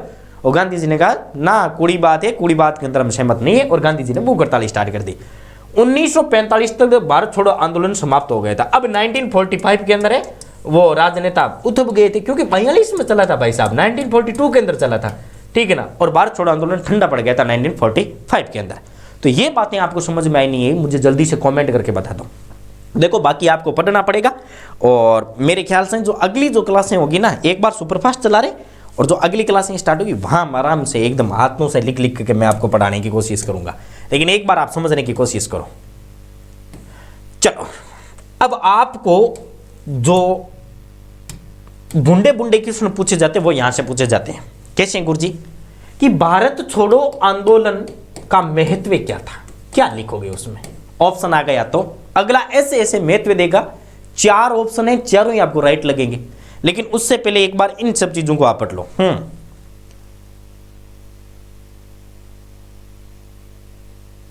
क्या वाह पीके साहब, ऐसे क्या वो नेहरा साहब। आगे बात करें 1857 की क्रांति के बाद भारत का सबसे बड़ा यदि जन आंदोलन था तो वही था। देखो 1857 की क्रांति हमने की थी अंग्रेजों के खिलाफ। उसके बाद यदि किसी ने अंग्रेजों के खिलाफ आंदोलन स्टार्ट किया था तो वो यही था। समाज के सभी वर्गों में बढ़ चढ़कर भाग लिया था, यहां तक कि पूंजीपति भी आंदोलन में शामिल हो गए थे। एक बात ध्यान में रख लेना, भारत छोड़ो आंदोलन से पहले हमारे देश के जो पूंजीपति थे ना, वो पूंजीपति लगभग आपको कांग्रेस की तरफ मिलेंगे, ठीक है ना। और कांग्रेस को हैंडल कर रहे थे महात्मा गांधी, इसीलिए सुभाष चंद्र बोस ने भी साथ छोड़ दिया था, कहते भाई हम लोग तो करेंगे या फिर मरेंगे। तो पूंजीपति लोगों ने भी कहा था कि नहीं यार, अब भारत को आजाद कर देना चाहिए। और जो वर्ग थे ना, जैसे मान लो भाई SC ST वर्ग हो गया, सामान्य हो गया, वो सब ने इसके अंदर भाग लिया था। यह पहला आंदोलन था जो पूर्ण स्वतंत्रता के लक्ष्य के साथ किया गया था, क्योंकि इस आंदोलन के अंदर ओनली फॉर हमारी एक ही मांग थी, भारत छोड़ो। बाकी जैसे मान लो संविधान सभा के लिए हमने किए थे और स्वदेशी अपनाने के लिए हमने किए थे, होम रूल आंदोलन हमने स्टार्ट किए थे, उनके अंदर किसी भी प्रकार से हमने मतलब देश छोड़ने की बात नहीं की थी, स्वतंत्र होने की। हालांकि मुस्लिम लीग ने भारत छोड़ो आंदोलन का विरोध किया था, लेकिन फिर भी ये आंदोलन सांप्रदायिक नहीं हुआ था। स्थानीय स्तर पर मुस्लिमों ने आंदोलन में भाग लिया था। कहने का मतलब है 1945 की यदि बात करते हैं तो देखो 1944 के आसपास की बात करते हैं तो मुसलमानों ने अपना हाथ खींच लिया था, उन्होंने बहिष्कार किया था। ऐसा कोई भी आंदोलन नहीं होना चाहिए, लेकिन फिर भी ये एक सांप्रदायिक आंदोलन नहीं था। जहां तक हो सके बहुत सारे मुसलमानों ने इसके अंदर भाग लिया था, ठीक है। आगे बात करें, अंग्रेजी संप्रदाय का जो इस्पाती ढांचा है वो टूट गया था, क्योंकि सेना प्रशासन तथा पुलिस की सहानुभूति आंदोलनकारियों के साथ थी। अब देखो कुछ ऐसे मतलब उस समय सेना की थी, शेयर करो, हाँ, कुछ उस समय सेना ऐसी भी थी जो हमारा साथ नहीं निभाना चाहती थी, शायद आपको पता होना चाहिए, क्योंकि बहुत सारे पूंजीपति थे, बहुत सारे ऐसे हिंदू सैनिक भी थे, इंडियन सैनिक भी थे, मुस्लिम सैनिक भी थे, मतलब कहने का मतलब भारतीय सैनिक थे जो अंग्रेजों का साथ निभा रहे थे। लेकिन ये भारत छोड़ो आंदोलन के अंदर 1942 के अंदर उनकी आंखें खुल गई थी और उन्होंने बहुत सारा सहयोग हमारा किया था, प्रशासन के व्यक्तियों ने भी किया था। इस आंदोलन के बाद भारत की आजादी तय हो चुकी थी तथा अब ये केवल समय का प्रश्न था। कहने का मतलब है भाई ये एकमात्र ऐसा आंदोलन था, इसके अंदर आजादी तय हो गई थी कि अब भारत को आजादी मिलेगी। अब कुछ फॉर्मूले हैं, उनको भी हम एक बार मद्देनजर निकाल लेते हैं। जैसे गुरुजी, तो सबसे पहले देखो एक फॉर्मूला आता है, कौन सा, मुस्लिम लीग को सॉरी राम गोपालाचारी फॉर्मूला 1944 का। किसका आता है? 1944 का। द पार्ट ऑफ, ये किसका पार्ट माना जाता है? भारत छोड़ो आंदोलन का पार्ट माना जाता है, ठीक है। इसके अंदर क्या था देखो, मुस्लिम लीग को राष्ट्रीय आंदोलन में कांग्रेस का समर्थन करना चाहिए। राम गोपालाचारी ने यह प्रावधान रखा था कि भाई जो मुस्लिम लीग है ना, उसको राष्ट्रीय आंदोलन में भाग लेना चाहिए। लेकिन मुस्लिम लीग क्यों नहीं ले रही थी पता है? क्योंकि मुस्लिम लीग चाहती थी कि पाकिस्तान अलग हो, ठीक है ना। 1940 के अंदर डॉक्टर भीमराव अम्बेडकर ने एक पुस्तक लिखी थी, 1940 में लिखी थी या फिर 1945-25, मतलब आप समझ लो एक बार, मतलब आज़ादी से पहले ही लिख दी थी, भारत पाकिस्तान विभाजन से पहले, मुझे डेट कंफर्म याद नहीं है। The thought of Pakistan, Pakistan पर विचार, उसमें स्पष्ट रूप से डॉक्टर भीमराव अम्बेडकर ने लिख दिया था कि भारत और पाकिस्तान का विभाजन होकर के रहेगा और विभाजन का कारण मुस्लिम लीग के प्रमुख नेता डॉक्टर मोहम्मद जिन्ना रहेंगे। देख लो 15 साल पहले लगभग घोषणा कर दी थी उन्होंने। तो राम गोपालाचारी ने कहा कि भाई देखो लड़े मरे करे अलग हो, वो एक अलग चीज बात है, लेकिन पहले मुस्लिम लीग को कम से कम इस राष्ट्र आंदोलन में भाग लेना चाहिए। हम एक आजाद भारत की घोषणा कर रहे हैं। मुस्लिम बहुमूल्य क्षेत्रों में जनता संग्रहण करवाया जाएगा। जनता संग्रह से पहले सभी राजनीतिक दल अपनी विचारधारा का प्रचार प्रसार कर सकते हैं। कहने का मतलब है कि भाई जहां मुस्लिम बहुमूल्य क्षेत्र है वहां पहले जनमत संग्रह करवा लो, जनता क्या चाहती है, लेकिन जनता के जनमत संग्रह से पहले वहां जो राजनीतिक दल है वो प्रचार प्रसार कर सकते हैं। विभाजन की स्थिति में साझे संघ का गठन किया जाएगा, जिसमें रक्षा, संचार और विदेश एक साथ रखेंगे। कहने का मतलब कि भाई विदेश की जो स्थिति है विभाजन के समय, एक ऐसी स्थिति रखी जाएगी, एक ऐसा मतलब फॉर्मूला अपनाया जाएगा जिसमें विदेश का मामला, संचार का मामला और प्लस के अंदर आपके रक्षा का मामला, इन तीनों को एक ही जगह रखेंगे। ऐसा नहीं है कि इनको डिफरेंट यानी अलग अलग कर देंगे। ये सभी प्रावधान अंग्रेजों के जाने के बाद लागू किए जाएंगे। तो कहने का मतलब है 1944 के अंदर राम गोपालाचारी की तरफ से हम आजाद हो चुके थे और ये एक आजादी के बाद की घटना है कि भाई ये अंग्रेज जाने के बाद हम स्पष्ट रूप से यहाँ पर लागू कर देंगे। कितने समझदार थे? लगभग आप 43-44 में पता चल गयो कि हाँ अब अंग्रेज टीके को नहीं, यहाँ पर टिकण कौन दिया अंग्रेजान, ठीक है। और राम गोपालाचारी ने तो प्रस्ताव भी रख दिया था कि भाई अंग्रेज जाने के बाद ये काम करेंगे। कांग्रेस ने इस प्रस्ताव को स्वीकार कर लिया था। गांधी जी ने इसके लिए जिन्ना को मनाने के लिए कोशिश की थी, जिन्ना को कायदे आजम कहा, लेकिन जिन्ना ने स्वीकार नहीं किया। ग्रेट लीडर भी कहा था, कायदे आजम का अर्थ होता है ग्रेट लीडर भी कहा था। हालांकि अंग्रेज ने कांग्रेस सरकार ने बहुत हंसलाए फुसलाने की कायम की कि जिन्ना बेटा तुम बहुत शानदार है, तुम एक चोखो लीडर है, ठीक है ना, मुस्लिम लीग को तुम बहुत शानदार नेता है, तो ये बात ने समझ और ये एग्रीमेंट पर हस्ताक्षर कर दे। लेकिन जिन्ना ने कहा सॉरी जी, मुझे माफ़ करना, मुझको गांधी जी माफ़ करना, कांग्रेस वालों, मैं ऐसी वैसी बातों पर साइन नहीं करूंगा। जिन्ना ने कह दिया आप मुझे कोई भी हंसला फुसला करके दे दो, लड़ने की कोई जरूरत नहीं है, मुझे पता है मेरे को तो अलग होना है, मैं आपकी जांचों में नहीं हूँ और जिन्ना जी जांच में नहीं आए। अब जिन्ना की मांगे थे, जिन्ना ने कहा देखो अपने की भी मांगे अपन कर देंगे इस पर साइन, राम गोपालाचारी का जो प्रस्ताव है उस पर हम एकदम सटीक रूप से साइन करेंगे, लेकिन हमारे भी कुछ मांगे होगी। जिन्ना ने कहा कि जिन्ना ने साझे संघ की अस्वीकार, सांझे संघ को अस्वीकार कर दिया था। सांझा संघ यानी कहने का मतलब है पूरे भारत को एक लेकर आना है। इन्होंने कहा नहीं अपन तो नहीं करेंगे, आई एम वापिस आएंगे, आ जाओ आ जाओ आ जाओ। कविता क्या है, शेरनी भी आ गई। कविता जी आपका स्वागत है। के ओ, अब मैं 2-4 मिनट कमेंट पढ़ लूँ क्या था, मैं भी आ गई, आ जाओ कविता जी आ जाओ। गर्ल्स जी सर, सभी क्लास को शेयर करो, बहुत बहुत धन्यवाद। पिक्के साहब वेलकम, एसपी वेलकम, कावी गर्ल्स वेलकम सारा को। कहने को मतलब है टिंगरिया थे पढ़ने ना हो ना, तो अब क्लास परमानेंट रखा कि 9 बजे है, 9 बजे से परमानेंट। एक मेरी 6:30 से राजस्थान की आर्ट और कल्चर की भी क्लास चलती है, उसमें भी आ जाए करो। तो 9 बजे से मेरे ख्याल से 9 से लेकर के 10-11 बजे तक एक क्लास ये लेते हैं हम, इंडिया हिस्ट्री की। इंडिया करवा देशों में था लगभग एकदम सुपरफास्ट जी की खंसवा देशों, ठीक है। वो कहीं वेलकम सारा को। चला आप आगे। तो इन्होंने कहा कि भाई ये जो आपका साजिश संघ है ना, इस साजिश संघ से मुझे कोई मतलब नहीं है, ठीक है, आप अपना पास रखो। पूर्वी तथा पश्चिमी पाकिस्तान को मिलाने के लिए जिन्ना ने गलेरिया की मांग की थी। देखो शायद आपको पता होना चाहिए कि जब अब आगे पढ़ेंगे पाकिस्तान का जब विभाजन होगा, तो देखो ये मान लो इंडिया, अब कहना मत को गुरुजी आपको नक्शा नहीं आता है, पाकिस्तान के 2 विभाजन हो गए थे, एक तो इधर हो गया था, एक इधर हो गया था। इसने कहा कि भाई साहब एक ही काम होगा, कि क्या आप हमें गलेरिया दे दो इस साइड से, ठीक है, ताकि हमारा जो पश्चिमी पाकिस्तान है और जो पूर्वी पाकिस्तान है वो दोनों को मिला सके। मांगे रखी थी इन्होंने। जनमत संग्रह में केवल मुस्लिम लोगों की राय पूछी जानी चाहिए। अब देखो राम गोपालाचारी ने क्या कहा था कि भाई हम लोग जनमत संग्रह करवाएंगे और जहां प्रत्येक पार्टी का कोई भी राजनेता जा सकता है, लेकिन जिन्ना नटके थे, जिन्ना ने कहा काइंड इन्फॉर्मेशन, ये बात गलत है, आप हमारे आदमी को जाकर के झूठा मोटा पुछला दोगे कि नहीं आपको ये गुरु जिन्ना के नहीं, ओनली फॉर कांग्रेस जाएगी, sorry only for Muslim League ही जाएगा, मुसलमान राजनेताओं को छोड़ दो।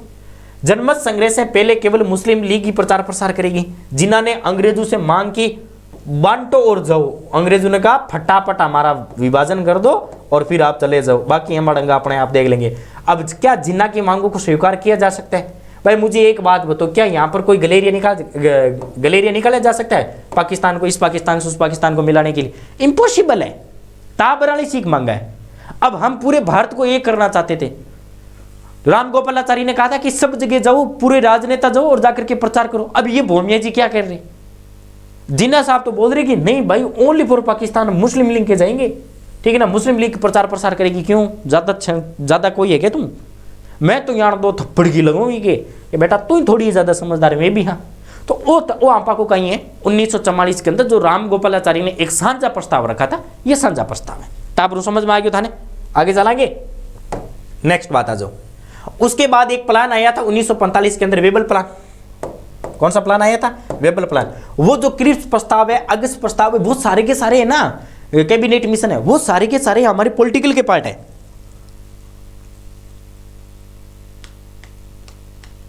एसपीपी के सो जाओ, एसपीपी के सो जाओ। अरे सोइडिए पीके फालतू गरड़ा लट बजावेला, ऐसे पीने वीने की बात मत क्या करो। लॉर्ड वेबल उस समय भारत का जीजी था, 1945 की बात है। प्रावधान क्या थी?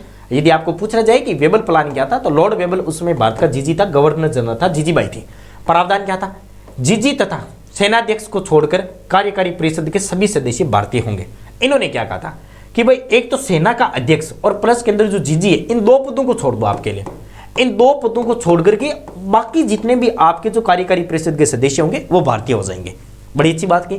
कार्यकारी परिषद सवर्ण हिंदू तथा मुस्लिमों की संख्या समान रहेगी। कहने का मतलब है कि भाई हिंदू और जो मुस्लिम है इसके अंदर जो कार्यकारी परिषद है उसमें संख्या समान रहेगी। आगे की स्थिति पर चर्चा के लिए शिमला में एक समझौता बुलाया गया था। अब कहा था कि भाई आगे की स्थिति करनी है तो आप शिमला के अंदर आ जाओ और हम शिमला के अंदर बैठ करके बातें चीतें कर लेंगे। सभी राजनीतिक कैदियों को रिहा कर दिया जाएगा। अब इन्होंने कहा कि भाई जितने भी आपके राजनीतिक कैदी थे जो भारत छोड़ो आंदोलन के आधार पर या फिर किसी चपेट में आए थे, ठीक है ना, उन सबको हम क्या कर देंगे, आजाद कर देंगे। तो देखो वेबल प्लान के अंदर क्या क्या बातें याद रखनी है। वेबल प्लान के अंदर एक चीज ध्यान में रख लेना, अभी तक उन्होंने कहा था कि जीजी का पद और जो मेन सेनाध्यक्ष है वो तो कौन रहेगा, अंग्रेज रहेंगे, बाकी सारे के सारे भारतीय हो जाएंगे। फिर उन्होंने कहा कि कार्य परिषद के अंदर जितने भी अधिकारी होंगे वो कौन हो जाएंगे, हिंदू और मुस्लिम दोनों को बराबर रख देंगे, ठीक है ना। अब आगे क्या करना है, इसके लिए हमें एक समझौता और करना पड़ेगा और वो कौन सा आ जाएगा, शिमला समझौता। अब आपकी शिमला समझौता बहुत शानदार है। ये क्वेश्चन पूछा गया था कि शिमले समझौते की प्लानिंग किसने की थी, वेबल ने की थी।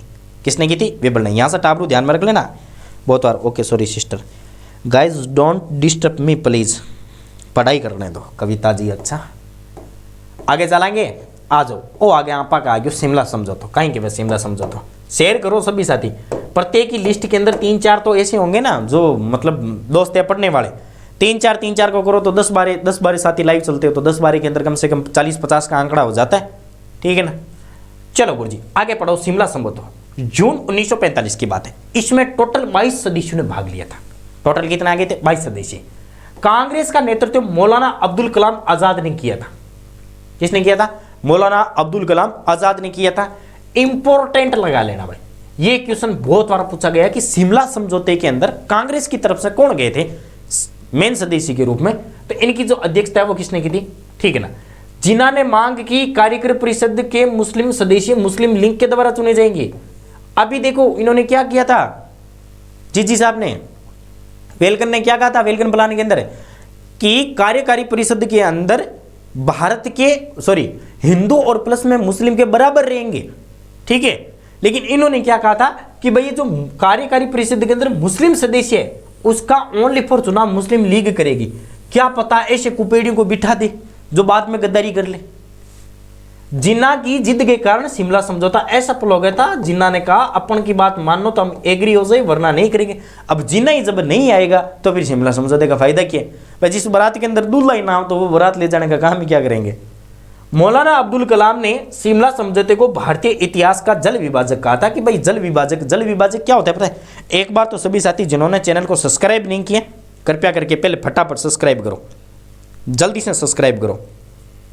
सब्सक्राइब नहीं किया आपने अभी तक, एक सब्सक्राइब वीडियो है पूरी क्लास के मान, शर्म आने की बात है। तो जिन्होंने फिर मौलाना अब्दुल कलाम ने कहा कि ये तो एक जल विभाजन है, कोई भी नहीं है, साथ में थे अलग हो गए वापिस मिल जाएंगे। इन्होंने जल विभाजन की संज्ञा दी थी, ठीक है। उसके बाद एक प्लान आया था जिसको हम कहते हैं ब्रेकिंग डाउन प्लान, ठीक है ना। ये योजना भी जीजी वेबल लेकर के आए थे। इसमें शर्तें क्या थी डाउन प्लान के अंदर, ये भी शर्तें क्या थी देखो। अभी तक आजादी का कोई अता पता नहीं है, आजादी हमें अचानक से मिलेगी, ये भी ध्यान में रख लेना।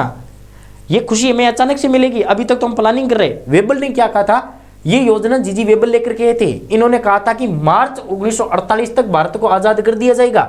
भारत 2 चरणों के अंदर आजाद होगा, क्योंकि वेबल ने पूरा का पूरा डंगा देख लिया था भारत का। इन्होंने कहा ऐसे तो यदि आजाद करेंगे तो ये दोनों लड़ मर जाएंगे, ये हिंदू और मुस्लिम। तो इनको आजाद करने के लिए मेरे पास 2 ही तरीके हैं और उन तरीकों के अंदर टाइम लगेगा भाई साहब, और टाइम लगेगा मैं मार्च 1948 तक करूंगा। अब हमारी तो खुजली थी भाई साहब फटाफट करो, क्या पता 48 से पहले आप मुकर जाओ कहीं ये तो स्थिति नहीं हो जाए कि टाबर के हाथ के अंदर नारियल दे दिया और कह दिया भेजी अब छोरी मारी थारे घर के मान पक्की है, और भेजी गाँव कौन पुगे अभी पहले फोन आया छोरो मान पसंद कौन ही। तो ऐसी स्थिति ना हो जाए कि हम कहीं के नारे धोबी का कुत्ता घर का ना गाट का। इन्होंने कहा कि पहले तो हम करेंगे हिंदू बहुमूल्य प्रांतों को आजाद, जहां हिंदू है पहले उनको आजाद करेंगे, और उसके बाद जो आपके मेन राड है मुस्लिम उनको आजाद करेंगे। 2 चरणों के अंदर आजाद करेंगे। ये बात कहां पर की थी, तो जीजी वेबल ने की थी अपने ब्रेकिंग डाउन प्लान के अंदर, ध्यान में रख लेना, ठीक है। अब इधर तो हम आजादी की बात कर रहे थे और इधर एक नया पंगा और खड़ा हो गया था। इधर हमारे शाही सेना ने विद्रोह कर दिया था। कब की बात है, 1946 की, ठीक है ना। शाही सेना ने इधर से क्या कर दिया था, कुछ अलग गलत काम कर दिया था, क्योंकि उनको बेचारों को पता ही नहीं था ना, सेना को कहां पता रहेगा भाई, सेना को कहां पता रहेगा। और इधर शाही सेना ने कर दिया था बंदरगाह पर धावा बोल दिया। कैसे गुरुजी, बात फरवरी 1946 की है। बॉम्बे बंदरगाह के नौसैनिकों ने खराब खाने को लेकर के हड़ताल कर दी।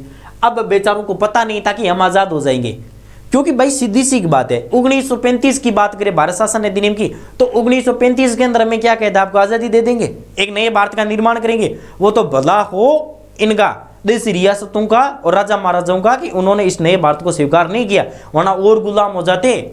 जहां देसी रियासतों पर अधिकार राजा महाराजाओं का था, यदि 1935 के भारत शासन अधिनियम को यदि हम स्वीकार लेते ना, तो और ज्यादा, मैं कहता हूं 1945 नहीं 2045 तक आजाद नहीं होते, इतने को बड़ी थे अंग्रेज उस समय ये चाहते थे।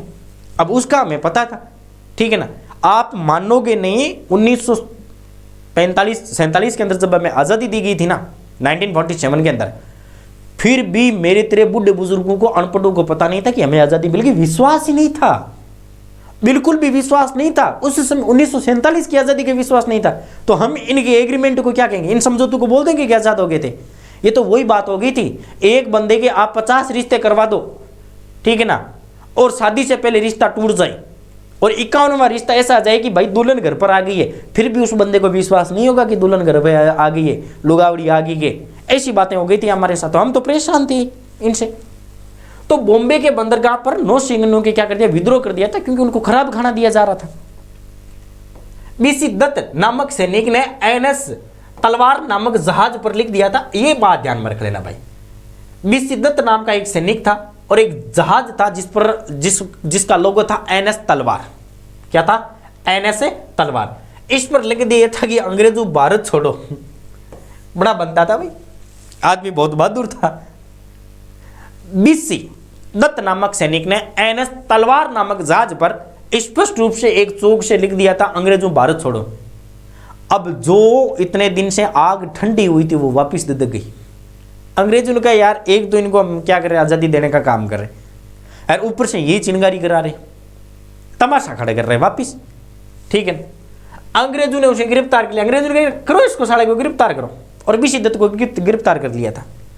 अब बीसी दत्त को जैसे गिरफ्तार किया, हमारे सैनिक भाई उजड़ गए थे। अब ये आंदोलन तो ओनली फॉर बॉम्बे में स्टार्ट हुआ था। अब बॉम्बे से ये हवा पहुंच गई कराची के अंदर, ठीक है ना। कराची के बाद मद्रास के बंदरगाह पर, ठीक है ना। ये पूरा का पूरा फैल गए थे कि भाई खराब खाना दिया जा रहा है। और बॉम्बे के जो बंदरगाह था उस पर एनएस जो दत्त है सैनिक था, उसको गिरफ्तार कर लिया। उसने ये नाम लिख दिया था, बीसी दत्त ने एनएस जहाज पर नाम लिखा था, अंग्रेजों भारत छोड़ो। खराब खाने के कारण उसने आवाज उठाई और अंग्रेजों ने उसको गिरफ्तार कर लिया। अब आपको पता है, जब बात हमारे किसानों पर और सैनिकों पर आ जाए तो हम लोग भी नहीं रुकते। उधर ये देखो, बॉम्बे से मद्रास, मद्रास से कराची, और ये सारा का सारा मामला फैल गया था। और सैनिकों ने दबाना स्टार्ट कर दिया। सैनिकों ने नहीं, सालों की इतनी हिम्मत, ये भूतिया हमारे अंग्रेजों को, अंग्रेज भूतिया हमारे सैनिकों को परेशान करेंगे। 22 फरवरी को मजदूरों ने नौसैनिकों के पक्ष में हड़ताल कर दी। अब लो जी, अब नौसैनिकों के खिलाफ, नौसैनिकों के खिलाफ का मतलब है जिनको गिरफ्तार किया गया था उनके खिलाफ जो हमारे मजदूर भाई थे वो भी और आ गए, ठीक है। हमारे मारवाड़ी में कहावत है कि आगे फेफा भाई घड़ी फूट रही, ऊपर बबूती लगा ली। किस किसने सुनी है ये कहावत, मुझे बताओ, जल्दी से बताओ। Hello sir, my new student Mahakal, आ जाओ जी। न्यू स्टूडेंट आपका स्वागत है, लेकिन पहले सब्सक्राइब करो चैनल को, पहले जल्दी से सब्सक्राइब कर लो। हम अपना एकदम शानदार तरीके से पढ़ोगा, यहाँ पर कोई फीस नहीं है, एकदम फ्री शानदार तरीके से पढ़ाने की कोशिश करेंगे। आप हमारे परिवार को बढ़ा दो बस, ठीक है। गुरुजी परिवार बढ़ाने को मतलब कहीं में, अरे वो परिवार तो मैं अपने आप बढ़ा लेती हूँ, लेकिन थे यहाँ पर इस सोशल मीडिया के परिवार ने बढ़ाओ। लेकिन पीके बोल गया क्या कि मैं जाऊँ। अब बात करा तो इधर 22 फरवरी को जैसे ही हमारे मजदूरों को पता चला कि यार ये तो गड़बड़ कर रहे, जो आंदोलन कर रहे उसको गिरफ्तार कर रहे, आवाज उठा रहे खाने के खिलाफ, तो इधर मजदूरों ने नौसैनिकों के पक्ष के अंदर उन्होंने विद्रोह स्टार्ट कर दिया था। 25 फरवरी को पटेल तथा जिन्ना के समझाने पर नौसैनिकों ने आत्मसमर्पण कर दिया। अब कौन पहुंच गए, हमारे पटेल जी पहुंच गए, और पटेल जी के साथ जिन्ना पहुंचे। पटेल जी जिन्ना ने कहा बापूड़ा थे गुजो, ठीक है ना, थे खराब खाने की बात करो, मैं आपा आजाद होने की बात कर रही हैं, आप तो ओनली फॉर खराब खाने की बात करो, आप थोड़े दिन टिको, अंग्रेज भारत छोड़ के जाने वाले हैं। इसलिए जिन को अंग्रेज गिरफ्तार करना चाहते, एक बार आप आत्मसमर्पण कर दो और चुपचाप बैठे रहो, ठीक है ना, समझने की कोशिश करो, आप फीलिंग समझो। और इन्होंने क्या कर दिया था, आत्मसमर्पण कर दिया था। अब कारण क्या थे देखो, प्रमुख बातें मैं आपको बता देता हूं। पटेल तथा जिन्ना जानते थे कि यह हड़ताल आजाद भारत में जारी रह सकती है। अंग्रेज सरकार हिंसा के माध्यम से आंदोलन को कुचल सकती है। देखो अंग्रेजों को पता था कि भाई सीधी सी बात है, छिड़ा हुआ नाग जा रहा है तो जाने दो ना उसको, उस पर लाठी बरसाने का काम किया।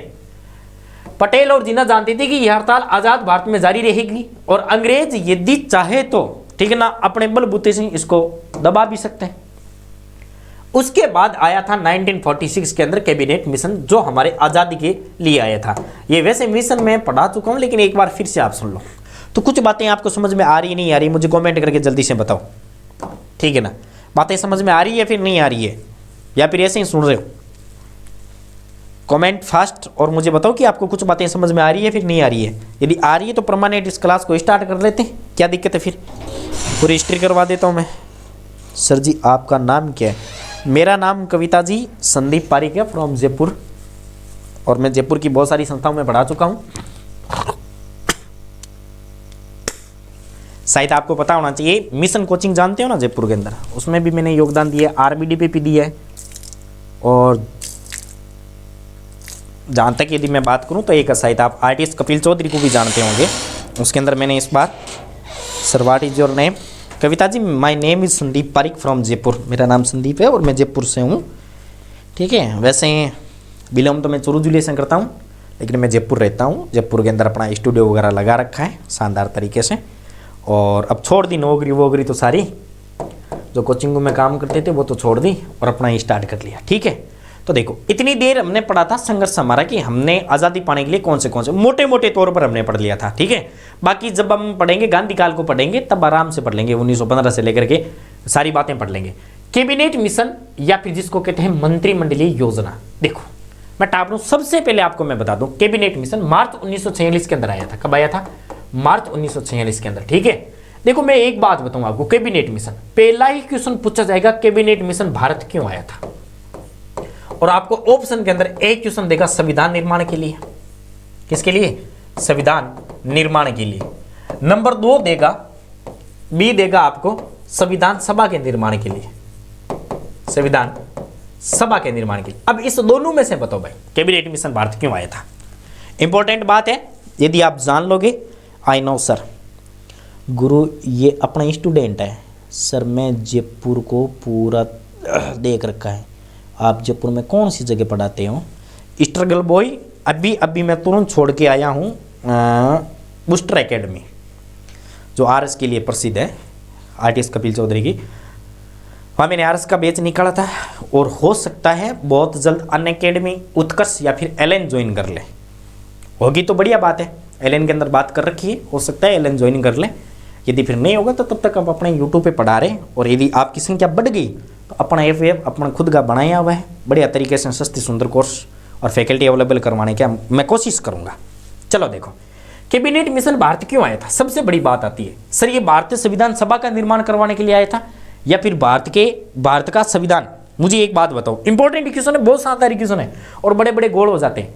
देखो इससे पहले हमारी एक बात चल रही थी आजादी, अब आजादी को बंद कर दो, अब आ जाओ हमारे संविधान में।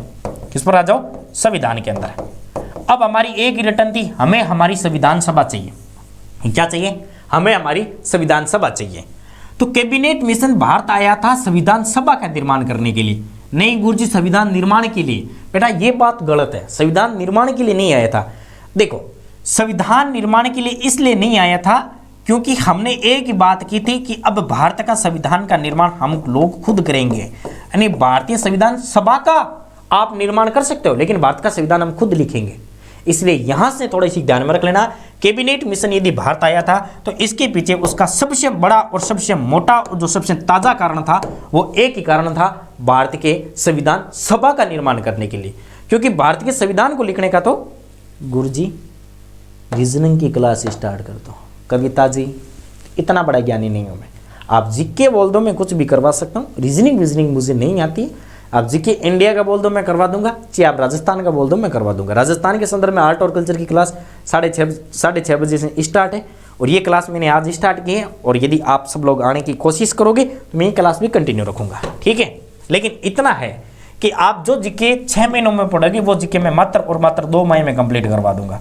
क्योंकि मेरे पास पूरे के पूरे हस्तलिखित नोट्स पड़े और बड़े शानदार नोट्स है। आप कोई सा भी एग्जाम दे लेना, इन नोट्स से बार 80% इन्हीं नोट्स में से पढ़ा है। कितना परसेंट है? 80%। ये मेरी गारंटी है। अब इससे ज़्यादा तो मैं कुछ नहीं करवा सकता। अब आप बोलोगे कि सर इंग्लिश करवा दो, ठीक है ना। English is nothing come to me and I am no go to English. English ना हमारे पास आती है ना हम इंग्लिश के पास जाते हैं। देखो ये जो कैबिनेट मिशन आया था, इस कैबिनेट मिशन के अंदर 3 सदस्य भारत आए थे। कितने सदस्य भारत आए थे? एक तो सर पैथिक लॉरेंस जो भारत सचिव थे, ठीक है। सर स्टीफन क्रिप्स जो बोर्ड ऑफ ट्रेड के अध्यक्ष थे, और एक थे आपके एवी अलेक्जेंडर। एवी नहीं है यहाँ पर, एवी कर लेना, एवी अलेक्जेंडर, ये नौसेना प्रमुख थे। देखो यदि इसका आपको अध्यक्ष पूछ ले कि सर इसका अध्यक्ष कौन था, तो इसके अध्यक्ष हमारे लॉरेंस साहब थे। कौन थे? लॉरेंस साहब। कैबिनेट मिशन में जो 3 सदस्य आए थे, आपको पता होना चाहिए कि 1942 के अंदर एक प्रस्ताव आया था जिसको हम कहते हैं सर स्टीफन क्रिप्स प्रस्ताव। शायद आपको पता होना चाहिए, अगस्त 1942 के अंदर आया था शायद। ये जो क्रिप्स प्रस्ताव आया था, इस क्रिप्स प्रस्ताव ये लेकर के आए थे स्टेफर्ड क्रिप्स ही लेकर के आए थे। यहां से आपको पूछा जा सकता है कि इन तीनों में से पहले भारत कौन आ चुका था, तो इन तीनों में से जो पहले भारत आए थे क्रिप्स प्रस्ताव लेकर के, वो आए थे सर स्टीफन क्रिप्स, ठीक है। और ये दोनों नए थे, एवी अलेक्जेंडर और प्लस के अंदर सर पैथिक लॉरेंस, दोनों नए थे। सर पैथिक लॉरेंस भारतीय सचिव थे और यही इसके क्या थे? कैबिनेट मिशन के अध्यक्ष थे, ठीक है। आगे चलो, प्रावधान क्या थे? ब्रिटिश प्रांतों तथा देशी रियासतों को मिलाकर एक अखिल भारतीय संघ का बनाया जाएगा। अब मुझे ये बताओ, ये लाइन कहीं ना कहीं आपने सुनी है, ये लाइन आपने शायद कहीं ना कहीं सुनी है। ओके सर जी, अरे सॉरी की बात कौन, कविता जी, ये सॉरी की बात नहीं। अब आपको पता है एक टीचर कैसे पढ़ा सकते हैं जीके? चलो भाई, किसी की जीके की पकड़ होती है, किसी की मैथ रीजनिंग की होती है, लेकिन फिर भी मैं कोशिश करूंगा रीजनिंग पढ़ाने की। लेकिन रीजनिंग मुझे, या मैंने पढ़ाई है वैसे 2019-18 के अंदर आनंद क्लासेस सीकर के अंदर मैंने रीजनिंग पढ़ाई है। मैथ और रीजनिंग दोनों ही मैंने पढ़ाई थी पटवारी की बैच के अंदर, लेकिन अब काफ़ी साल हो गए बेटा जी, इसलिए। देखो, ब्रिटिश प्रांतों तथा देशी रियासतों को मिलाकर के एक अखिल भारतीय संघ का निर्माण किया जाएगा। अब मैं यहाँ से आपको 1-2 बातें बताता हूँ। देखो, हम बात कर रहे हैं कब की, किस भारत की बात कर रहे हैं? 1946 के भारत की बात कर रहे हैं, 1946 के अंदर। इस समय भारत 2 भागों में डिवाइड था। कितने भागों में डिवाइड था? 2 भागों में। कैसे सर? एक था अंग्रेजी भारत। कौन सा भारत था? अंग्रेजी भारत। और दूसरा कौन सा था? दूसरी थी देशी रियासतें। देशी रियासतें, ध्यान में रख लेना। एक तो अंग्रेजी भारत था, दूसरी देशी रियासतें थी। सर दोनों में फर्क क्या है? जहां पर डायरेक्ट रूप से शासन था अंग्रेजी सरकार का, BEIC का, सॉरी BG का, BG साहब का, यानी ब्रिटिश गवर्नमेंट का, या BP का, या ब्रिटिश पार्लियामेंट का, एक ही बात है। वहां पर तो वो भारत कहलाता था अंग्रेजी भारत, जिसको हम कहते थे ब्रिटिश प्रांत, BP ब्रिटिश प्रांत। जहां अभी तक राजा महाराजाओं का अधिकार था, वो क्षेत्र कहलाता था देशी रियासतों का। अब मैंने एक बात बताई थी आपको, 1935 के अंदर जो भारत शासन अधिनियम पारित किया गया था, उस भारत शासन अधिनियम के अंदर सबसे पहले भारत के लिए अखिल भारतीय संघ का प्रयोग किया गया था कि अब एक बहुत बड़ा भारत बनेगा, ठीक है। ये बात ध्यान में रख लेना। अब ये सपना, यानी अखिल भारतीय संघ, जिसको हम कह सकते हैं एक अखंड भारत का निर्माण। किसका निर्माण है? एक अखंड भारत का निर्माण।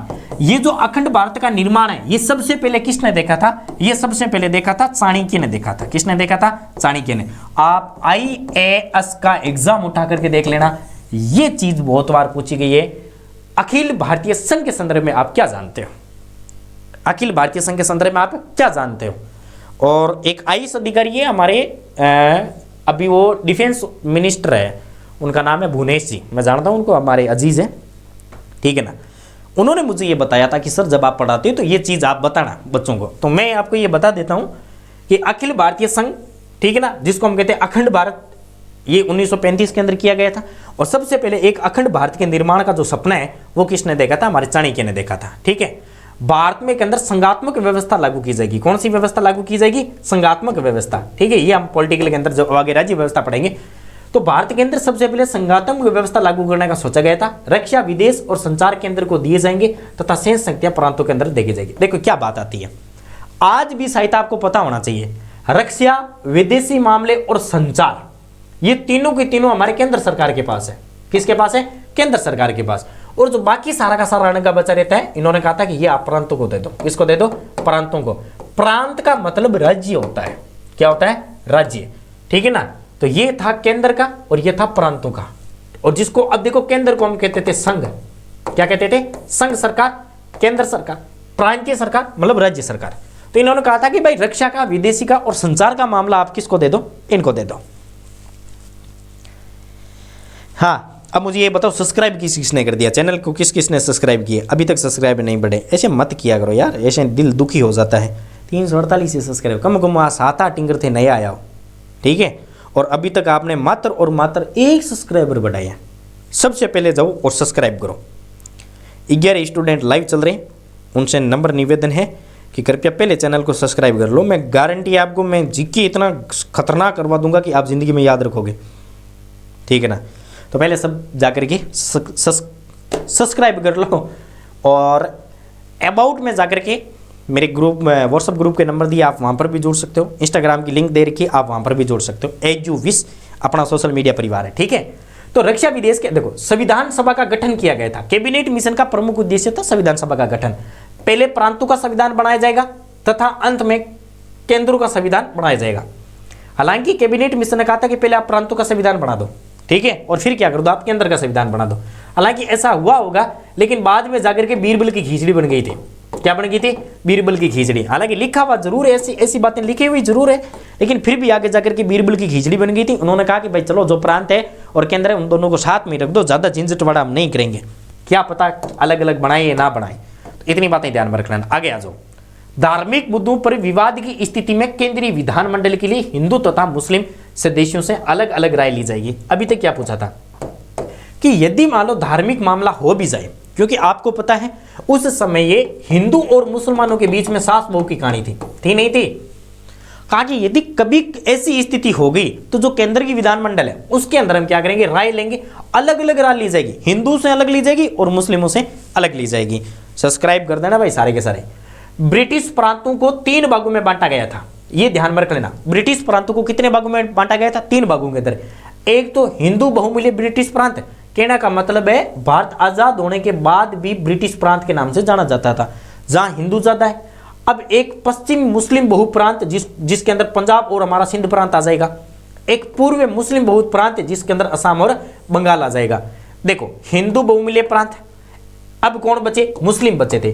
अब उस समय जो मुस्लिम थे, वो मुस्लिम सबसे ज्यादा 2 जगह थे। एक तो थे आपके पश्चिम साइड, किस साइड है? पश्चिम, और एक पूर्व साइड। तो इन दोनों को अलग अलग कर दिया, और जो ये जो आपके बीच का एरिया बचा है, इस बीच के एरिया को हमने कह दिया था हिंदू ब्रिटिश प्रांत, यानी जिसको शॉर्ट बाटा के अंदर HBP लिखा गया था। और ये आपके मुस्लिम प्रांत हो गया और ये एक मुस्लिम प्रांत हो गया।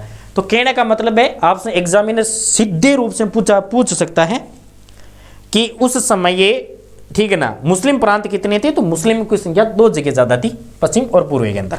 आगे आ जाओ। प्रांत चाहे तो अलग समूह बना सकते थे। देखो 1947 भारत, सॉरी 1947 के भारत 1945 के अंदर घोषणा की गई थी, 1945 के अंदर घोषणा की गई थी, अरे रुको रे, 1946 के अंदर घोषणा की गई थी कैबिनेट मिशन के द्वारा कि जो प्रांत बचे ना, प्रांत वो प्रांत चाहे तो भारत के साथ मिले, चाहे पाकिस्तान के साथ मिले, और चाहे तो अपना एक अलग समूह बना सकता है। यानी उनको सभ्यता दी गई थी। क्या दी गई थी? सभ्यता। अंतरिम सरकार का गठन किया जाएगा।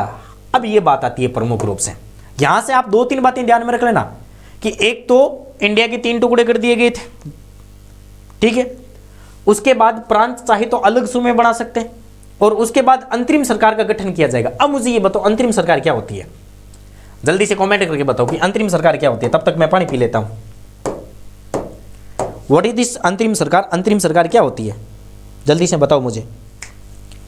ये क्वेश्चन पूछा गया है, अंतरिम सरकार। और मैंने जब पॉलिटिकल पढ़ाई थी उसमें की बात है, 2nd ग्रेड का पेपर चल रहा था, उसमें मैंने ये करवाया था और मैंने इंपॉर्टेंट लगवाया था, कैबिनेट मिशन से क्वेश्चन आएगा।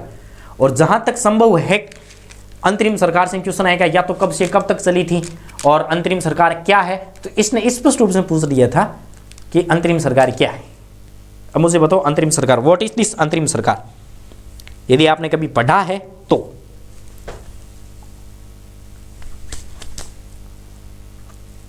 मैं बताऊं, थान तो को नहीं है, मैं बता दूं। अबे देखो मैं बताऊं धन का ही अंतरिम सरकार,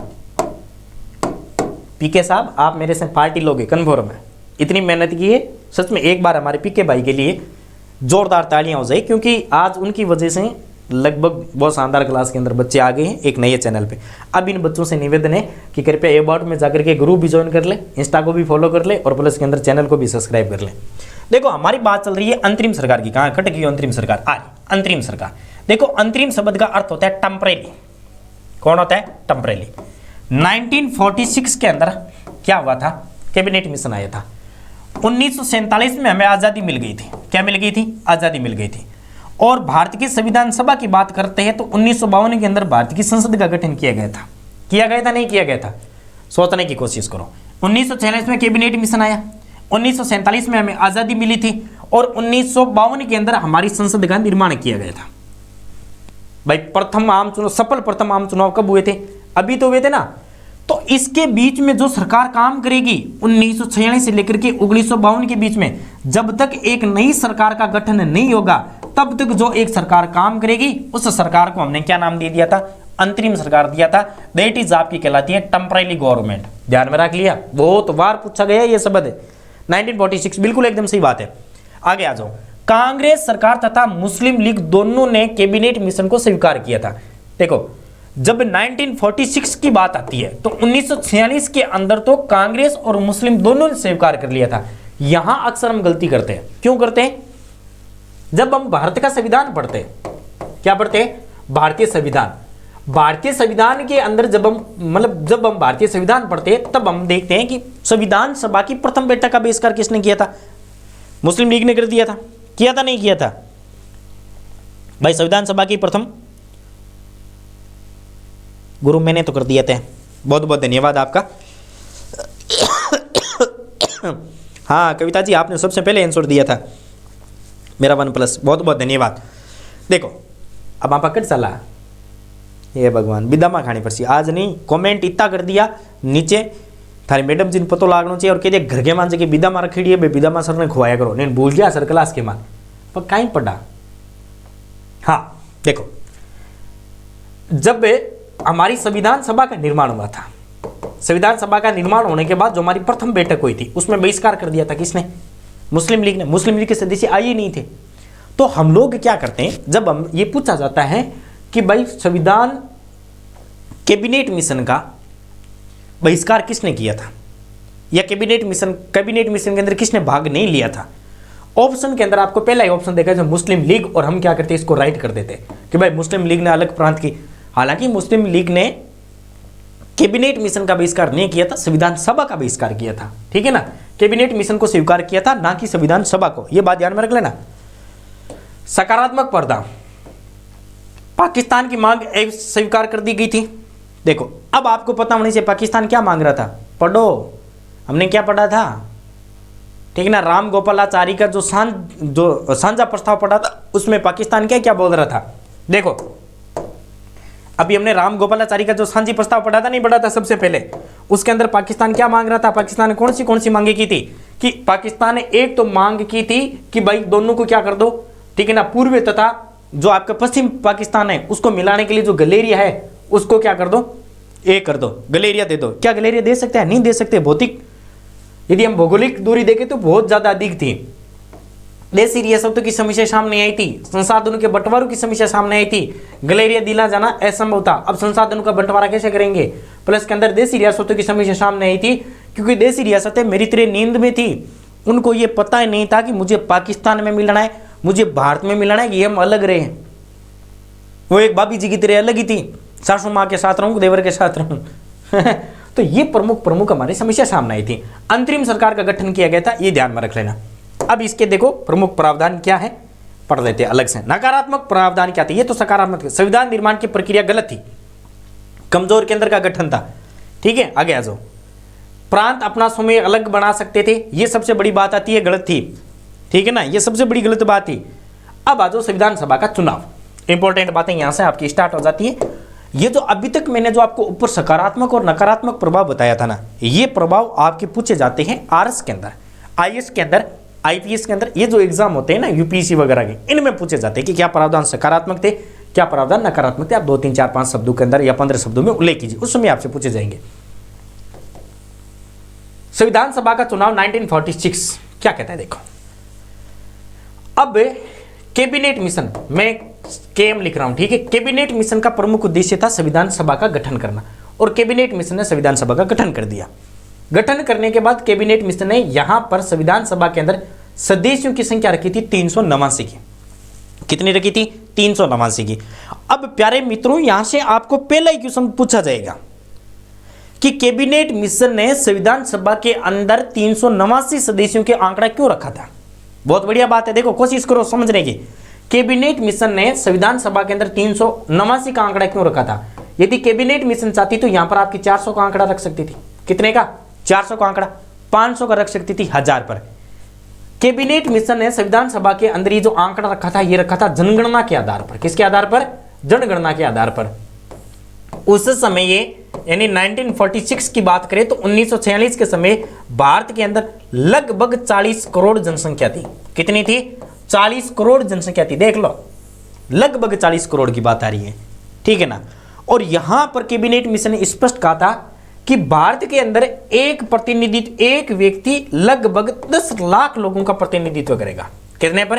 यानी 10 लाख लोगों पर एक ही राजनेता होगा।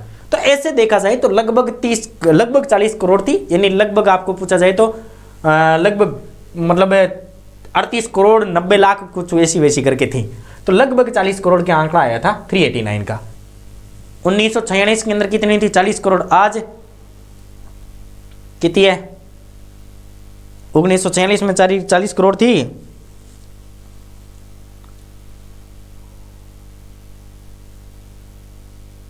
पापा की लाडली पीके, ओके। पंकज नेहरा पीके,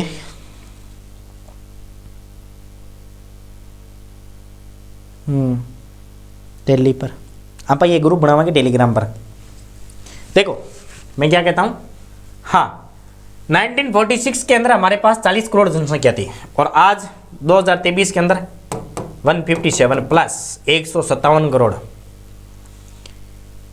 110 करोड़ जनसंख्या बढ़ाई है हमने। कितनी बढ़ाई है? 110 करोड़। भारत प्रगति कर रहा है, भारत प्रगति करेगा। चीन को हमने पछाड़ दिया। सोचने की बात है, कहाँ 40 करोड़, कहाँ 157 करोड़।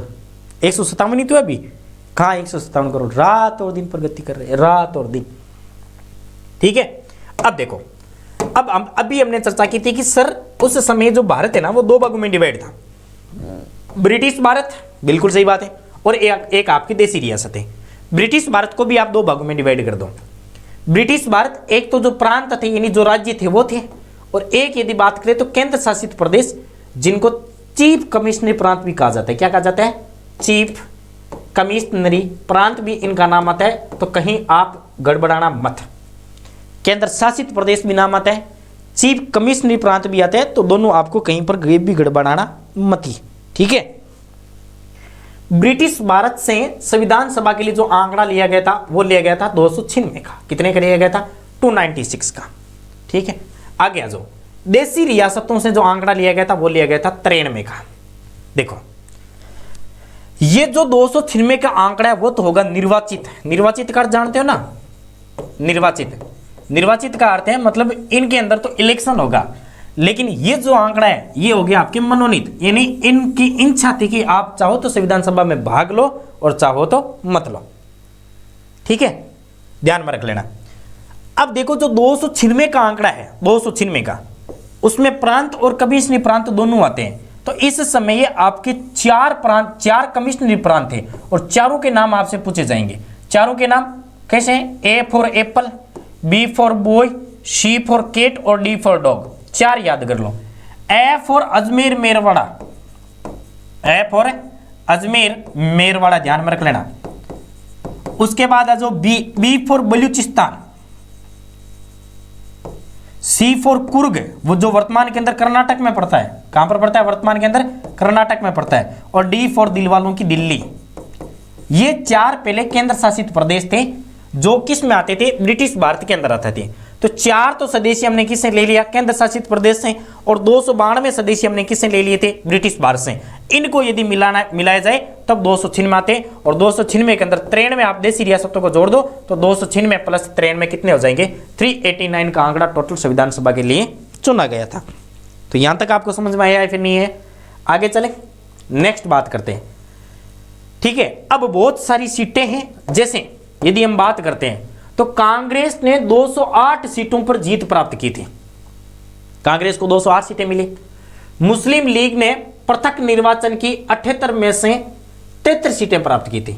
पृथक निर्वाचन के अंदर जो 78 सीटें थी मुस्लिम लीग को, उसमें 73 का आंकड़ा मिला था। कितना मिला था?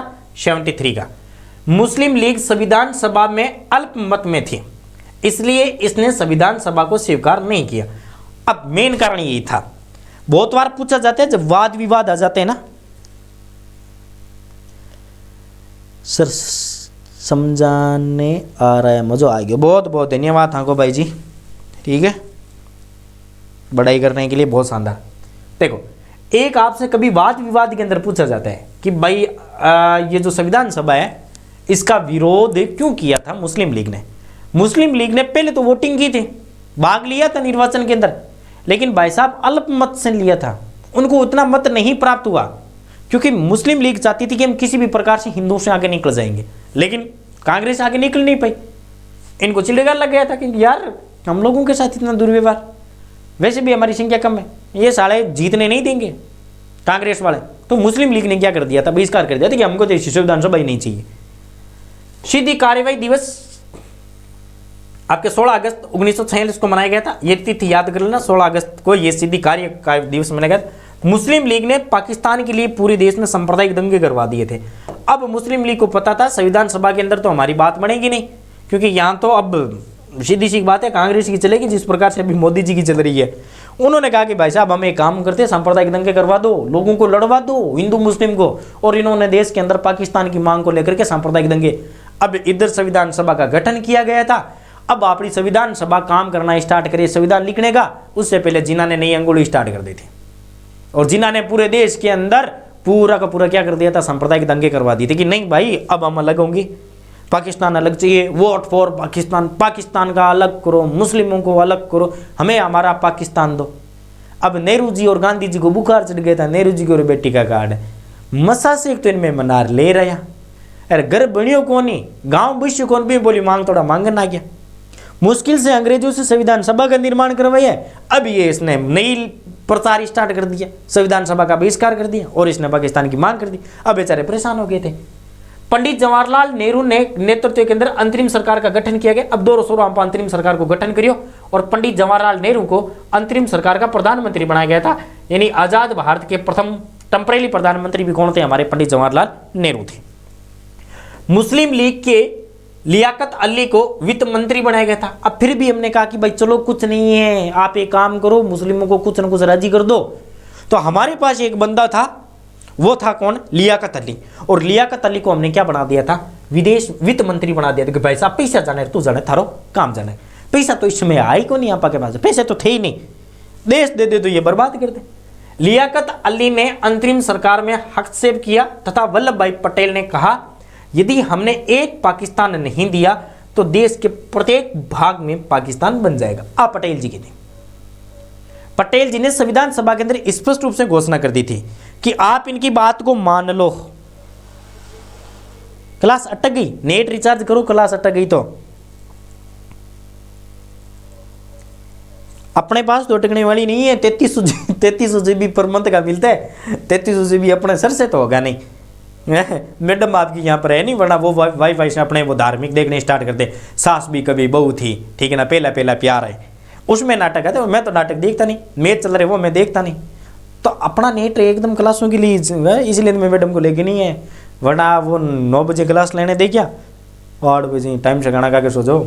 इनसे दूर रहो, इन महात्माओं से दूर रहो। सरदार वल्लभ भाई पटेल ने कहा कि भाई साहब मेरे आई थोटे आइडिया, मुझे एक आइडिया, मुझे कुछ ना कुछ सस्पेंशन है। संविधान सभा के सदस्यों ने कहा कि भाई क्या बात है, उन्होंने कहा आप टाइम से पाकिस्तान को अलग कर दो, यदि अलग नहीं किया गया तो ये साले इतने कमीने हैं, ये क्या कर देंगे, भारत के अंदर प्रत्येक कोने पर अपना एक पाकिस्तान खड़ा कर देंगे। इसलिए दे दो, सांप्रदायिक दंगे करवाएंगे, क्या पता आगे जाकर के मतलब कैसे कैसे अत्याचार करेंगे। तो सरदार वल्लभ भाई पटेल ने पहले घोषणा कर दी थी कि इनको क्या कर दो, अलग कर दो। आगे चले, आ जाओ, एटली की घोषणा। अब एटली आ गई थी, एटली ने कहा कि चलो भाई अब अपना ये लड़ते रहेंगे मरते रहेंगे, अपन तो विदा लेते हैं। और एटली साहब ने 20 फरवरी 1947 को घोषणा की थी। और एटली उस समय ब्रिटिश पीएम था, ब्रिटिश। देखो अब क्या हुआ था, ब्रिटेन के अंदर सरकार बनी थी एटली की, ब्रिटेन के अंदर उस समय आम चुनाव चल रहे थे और ब्रिटेन के नए तत्कालीन प्रधानमंत्री बने थे कौन, एटली।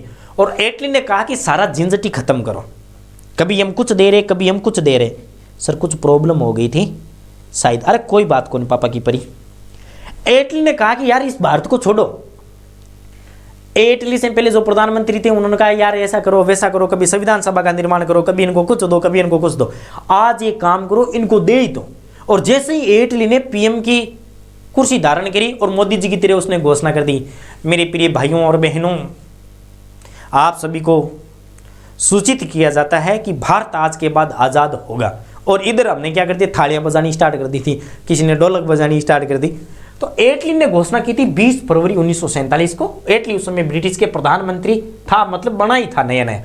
घोषणा क्या की थी कि 30 जून 1948 तक भारत को आजाद कर दिया जाएगा। वेबल के स्थान पर माउंटबेटन को नया गवर्नर जनरल बनाया गया। अब उसने कहा कि इस वेबल को तो हटा दो, ठीक है, और माउंटबेटन साहब को बना दो। फिर भी उन्होंने कब की थी, 1948 को। अब मुझे एक बात बताओ, आप सबके दिमाग के अंदर एक क्वेश्चन चल रहा और लाइए कि प्रॉब्लम होगी, लाडली की क्लास में सही तरह है दोबारा क्लास चालू कर ले सुकून।